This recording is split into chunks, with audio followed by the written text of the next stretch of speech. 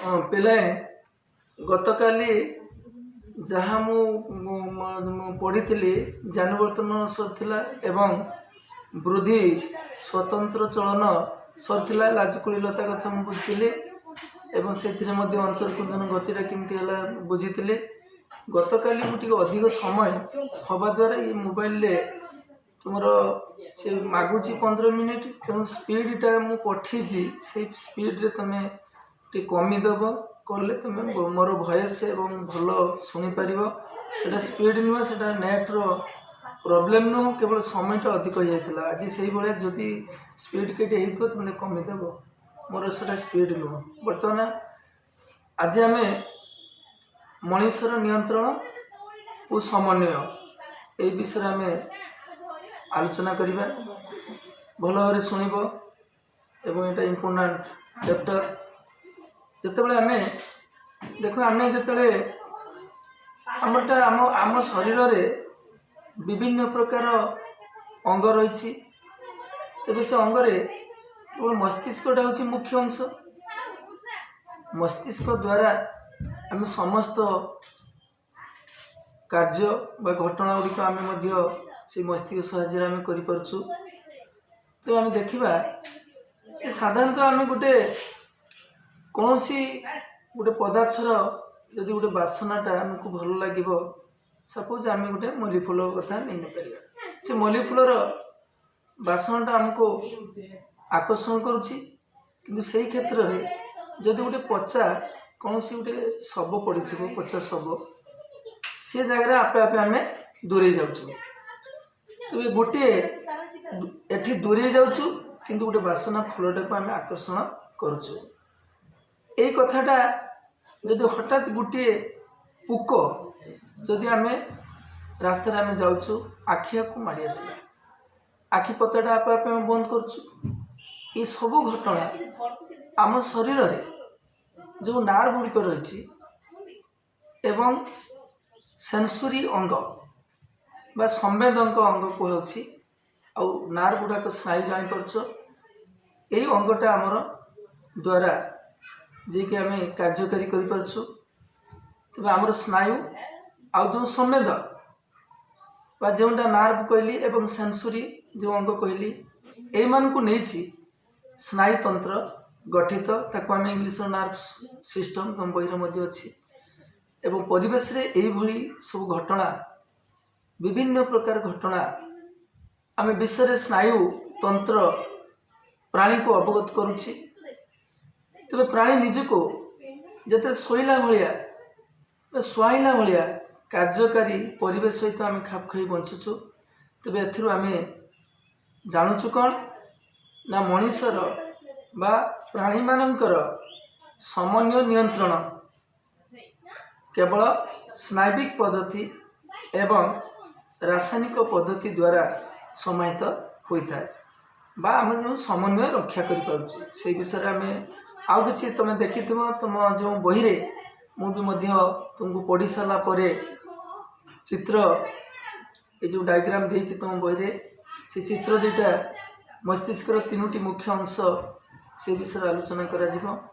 ଏବଂ ସେ 2ଟା ଚିତ୍ର ମୁଁ ପଢ଼ି ସାରିଲା ପରେ ତୁମକୁ ପଠାଇବି, ତୁମ ବହିରେ ମଧ୍ୟ ଅଛି। ତୁମେ ତାକୁ ମଧ୍ୟ ଭଲ ଭାବରେ ଦେଖିବ। ସେ ଯେଉଁ ନାମାଙ୍କିତ ଚିତ୍ର ଲେଖିଛି ମୁଁ ପଠୁଛି, ତୁମେ ଦେଖିପାରିବ। ସେ ବିଷୟରେ ଟିକେ ଆମେ ଆଲୋଚନା କରିବା। ଯେତେବେଳେ ଆମେ ଖାଦ୍ୟ ଗ୍ରହଣ କରୁଛେ, ସେ ଖାଦ୍ୟ ଗ୍ରହଣ କରିବାଟା ସବୁଠାରୁ ଗୁରୁତ୍ୱପୂର୍ଣ୍ଣ କାର୍ଯ୍ୟ। ତେବେ ଖାଦ୍ୟ ଆଉ ଖାଦ୍ୟକୁ ଯେତେବେଳେ ଆମେ ଚିହ୍ନୁଛୁ ବା ଚିହ୍ନିବା, ତାଠାରୁ ଅଧିକ ଗୁରୁତ୍ୱପୂର୍ଣ୍ଣ। ସେଥିପାଇଁ ଯେତେବେଳେ ଜୈବିକ ବିବର୍ତ୍ତନରେ ସ୍ନାୟୁତନ୍ତ୍ର ମୁଖ୍ୟ ଅଙ୍ଗ ସବୁ ପ୍ରାଣୀମାନଙ୍କ ପାଟି ପାଖାପାଖି ରହିଛି। ଆମ ଦେଖ, ମସ୍ତିଷ୍କରେ ବିଭିନ୍ନ ପ୍ରକାର ସବୁ ରହିଛି, ଆଖି ରହିଛି, ନାକଟି ରହିଛି, ଆମର ଦାନ୍ତ ରହିଛି ଏବଂ ସେ ମସ୍ତିଷ୍କ ଲାଗି ଜୀବଟା ରହିଛି। ଏ ସବୁଟା ଗୋଟେ ମାନେ ରହିଛି, ଆମେ ଚିହ୍ନିପାରିବା। ଗୋଟେ ଖାଦ୍ୟକୁ ଆମେ ଚିହ୍ନି ପାରୁଛୁ, ମାନେ ଖାଦ୍ୟଟା ପିତା କି ଖଟା, ଆମେ ଜୀବଟା ଅଛି, ଆମେ ଜାଣିପାରୁଛୁ ସ୍ୱାଦଟା।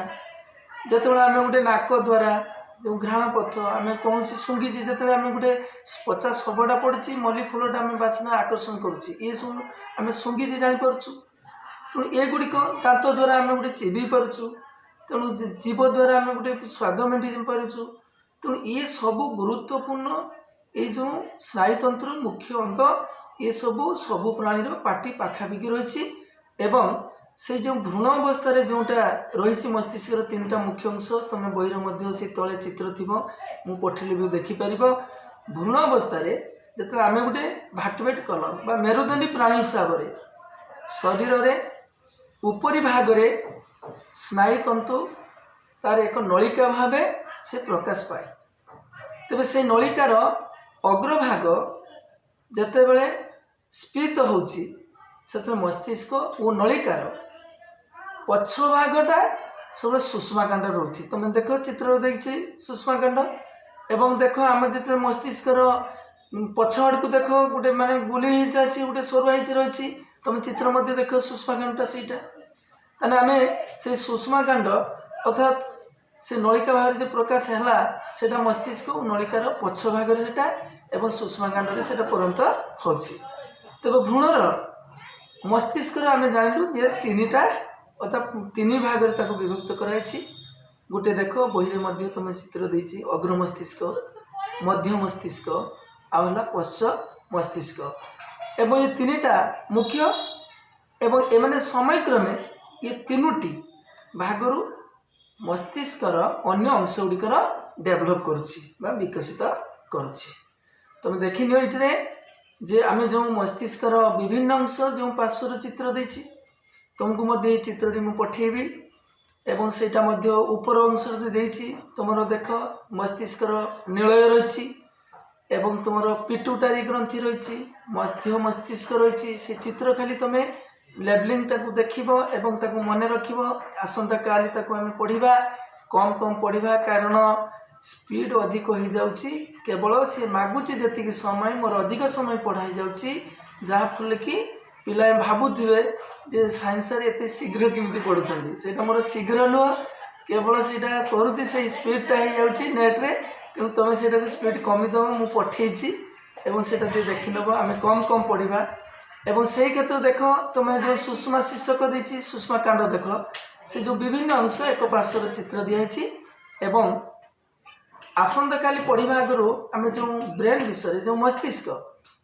अग्र मस्तिष्क जान मध्य मस्तिष्क जान आ पश्चिम मस्तिष्क जान ये तीन टा मुखस्थ तापर अग्र मस्तिष्क तुम घ्राणपाली प्रमस्तिष्क आ पश्चिम मस्तिष्क पश्च अग्र मस्तिष्क एटा अग्र मस्तिष्कर ये तीन टा को भल कि मन रखिबो एवं मध्य मस्तिष्कर केवल पिंड चतुष्क आ सुषमा शीर्षक आ पश्चिम मस्तिष्कर केवल अनुमस्तिष्क ये तीन टा जाक भल कि मन रखिबो। तेबे देखो ये तीन टा मन रखले आमे आसंता काली मस्तिष्क विषय आलोचना करिबा एवं मस्तिष्क पूर्व जो देछि मानव स्नायुतंत्र मनुष्य मानकर जो ह्यूमन नर्व सिस्टम से मानव स्नायुतंतु को आमे से तीन भाग रे विभक्त करि परिबा जेटा होछि जे एक रे होछि केंद्रीय स्नायुतंतु बा सेंट्रल नर्वस सिस्टम को जाउछि आ दुई रे हला छ प्रांतीय तुमर स्नायुतंतु जहा को आमे पेरिफेरल नर्वस सिस्टम को जीवो एवं तीन रे स्वयंक्रिय स्नायुतंत्र को जीवो ऑटोनोमिक नर्वस सिस्टम।